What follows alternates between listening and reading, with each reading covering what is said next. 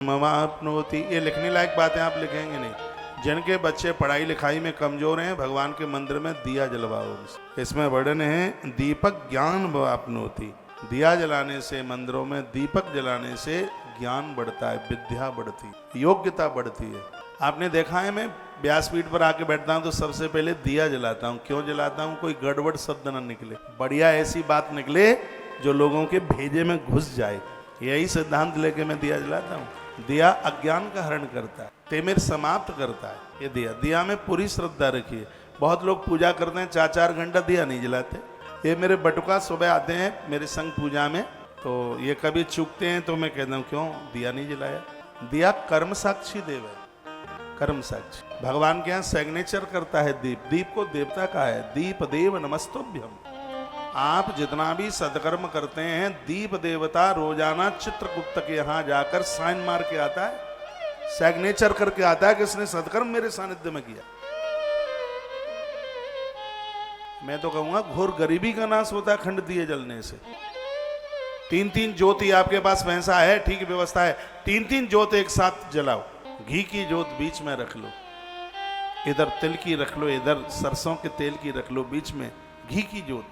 तीनों ज्योत जल जाने दो, 2, 4, 5, 6 महीना, साल जल जाने दो। घर में टीबी के मरीज पैदा नहीं होंगे, बीमार। अरे जितना तुम धर्म पर खर्च नहीं कर पाओगे उससे ज्यादा तो दवाइयों से बच जाएगा। हाँ, जो बीमारियों में खर्च होता है उतना आप धर्म पुण्य में, पूजा पाठ में खर्च नहीं कर पाएंगे, उससे तो ज्यादा आपकी बचत हो जाएगी। अब करके देख लें। ये करें, कितना बढ़िया लिखा है कि दीपः ज्ञानम वाप्नोति। बच्चों से दिया जलवाओ मंदिर में। भगवान शंकर बड़ी कृपा करते हैं, सब कुछ कंठ हो जाता है। यह दिए का प्रभाव है। सूर्य भगवान को मैं बड़ा प्रणाम करता हूँ, मेरी बड़ी श्रद्धा है। लेकिन सूर्य के साथ श्रद्धा है तो दिए के प्रति कम नहीं है। किसी कवि ने कहा था, मैं सूरज नहीं जो शाम होते ढल जाऊंगा, मैं तो एक दिया हूं, जब जला लोगे तब ही तुम्हारे काम आऊंगा। पानी गिर रहा है कि मुझे लग रहा है सावन का महीना है, महादेव की नगरी में बैठे हैं तो पानी तो गिरना ही चाहिए।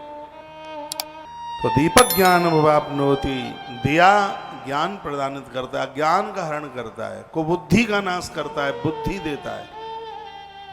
यह दिए का प्रभाव है। आजकल तो रेडीमेड दिए आते हैं, मोम लगा हुआ होता है, उसको जलाते। अरे आजकल तो स्विच ऑन किया, वो उसमें से यूं ऐसे वो जलता रहता है। सब रेडीमेड बन रहे हैं।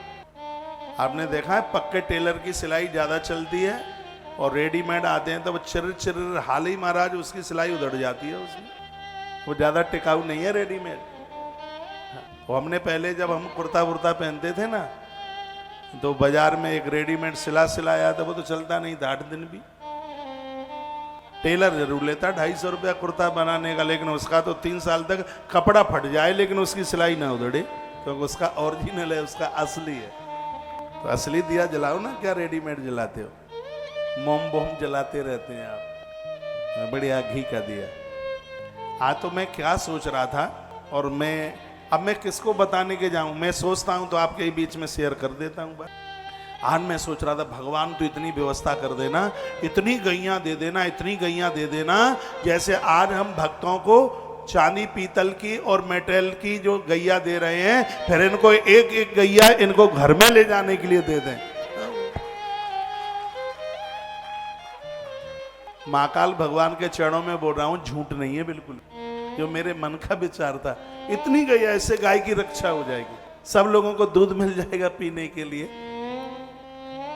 जो बोया जाता है वही तो कटता है बाद में। शायद मन में ऐसा विचार बोया है तो कभी वो भी हो जाए। इतना गाय दे देना, इतनी गैया दे देना, जैसे आज मूर्ति की गाय बांटते हैं फिर असली गाय बांटना शुरू कर दें, ऐसा कर देना। गैया का दूध 500 रुपया लीटर मिले तो भी, गैया का घी 5000 रुपया किलो मिले तो भी सस्ता है, क्योंकि दूध नहीं है, अमृत है। गर्भिणी नारी है और कहीं उसको देसी गाय का घी मिल जाए, डिलीवरी अस्पताल में नहीं घर में होगी, बढ़िया उछलता हुआ बच्चा आएगा। क्यों? गैया का बच्चा है, जन्म लेते ही उछलता है। भैंस का पड़ रहा 3 दिन मूर्छित पड़ा रहता है। गर्भिणी नारी को भैंस का दूध मत दो उसको, नहीं तो जो जन्म लेगा वो आलसी होगा, प्रमादी होगा, गाफिल पड़ा रहेगा। और गैया का दूध पी करके बच्चा जन्म लेगा तो फुदकेगा, उछलेगा उछलेगा उछलेगा।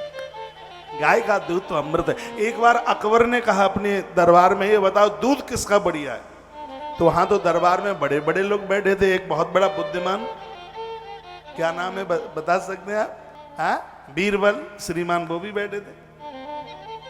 तो उस बादशाह ने पूछा, ये बताओ दूध किसका बढ़िया है?